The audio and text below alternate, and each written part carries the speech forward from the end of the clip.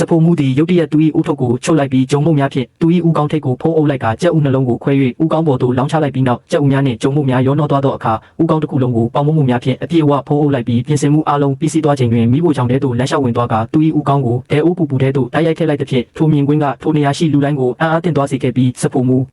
ယူသွားပြီဟုလူတိုင်းကထင်ခဲ့ကြတော့လေအမှန်တကယ်တွင်မူဤအရာအလုံးသည်ကျက်ဟုခေါ်သောကောင်လေးတစ်ယောက်ကြောင့်စတင်ခဲ့ခြင်းဖြစ်ကတနေ့တွင်ကျက်သည်လမ်းမပေါ်၌လမ်းလျှောက်နေစဉ်အန်နာဟုခေါ်သောမိန်းကလေးတဦးနှင့်တွေ့ဆုံခဲ့ပြီးသူမကိုပထမဆုံးမြင်လိုက်ရုံဖြင့်ချစ်မိသွားခဲ့ကသူမအားဆွဲဆောင်နိုင်ရန်အတွက်သူ၏စကိတ်စီးခြင်းစွမ်းရည်ကိုချက်ချင်းပင်ထုတ်ပြခဲ့တော်လေနောက်တစ်စက္ကန့်တွင်သူသည်ခြေချော်ကမြေပြင်ပေါ်သို့လဲကျသွားခဲ့ပြီးထိုအချိန်တွင်အန်နာကလမ်းလျှောက်လာပြီးသူ၏စကိတ်ပုတ်ကိုကောက်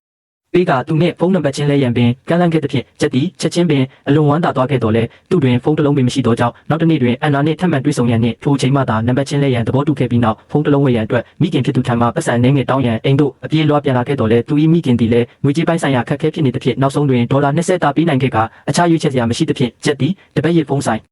အဆိုင်တို့တွားရောက်ခဲ့ရာဆိုင်ပိုင်ရှင်ကဒေါ်လာ20အတိအကျတန်ပြီးအနေငယ်ထူးဆန်းပုံရသောဖုန်းအနီလေးတစ်လုံးကိုထုတ်ပြခဲ့သဖြင့်ကျက်သည်ဇဝေဇဝါမဖြစ်ပဲဝယ်ယူခဲ့တော်လဲအန်နာနှင့်တွေ့ရန်ထိုဖုန်းကိုယူဆောင်သွားသောအခါသူမ၏တငယ်ချင်းများကသူ့တွင်လက်ဆောင်တစ်ခုယူမလာနိုင်အောင်သာမကဆင်းရဲပြီးနွမ်းပါပုံပေါက်နေသည်ဟုဆိုကအညာတာမရှိလောင်ပြောင်ခဲ့ကြသဖြင့်ကျက်သည်သူအချိန်ပိုင်းလှုပ်သောစားတောက်ဆိုင်သို့တွားရောက်ကစဖိုမှုထံတွင်လောက်ခလာစာကိုကြိုတင်ထုတ်ပေးရန်တောင်းဆိုခဲ့တော်လဲစဖိုမှုက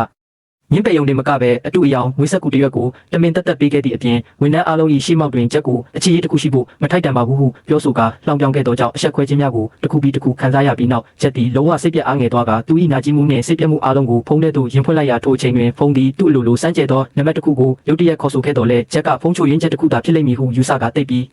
ဂယုမဆိုင်ခဲ့ပဲနောက်တစ်နေ့တွင်သူ့ကိုအဆက်ခွဲခဲ့သောစဖိုမှုသည်ရုတ်တရက်ထူးဆန်းသောမတော်တဆမှုတစ်ခုကိုကြုံတွေ့ခဲ့ရပြီးနောက်ပိုင်းတွင်သူ့ကိုစန့်ကျင်ခဲ့သူတိုင်းသည်တယောက်ပြီးတယောက်ထူးဆန်းသောဖြစ်ရပ်များကိုကြုံတွေ့လာရသဖြင့်နောက်ဆုံးတွင်ချက်သည်ဤအရာအလုံးကထိုစန့်ကျဲသောဖုန်းနှင့်ဆက်ဆက်နေသလားဟုတန်တရားဝင်လာခဲ့ပြီးထိုအချိန်တွင်ဖုန်းသည်ပို၍အန္တရာယ်များလာပုံရပါသည်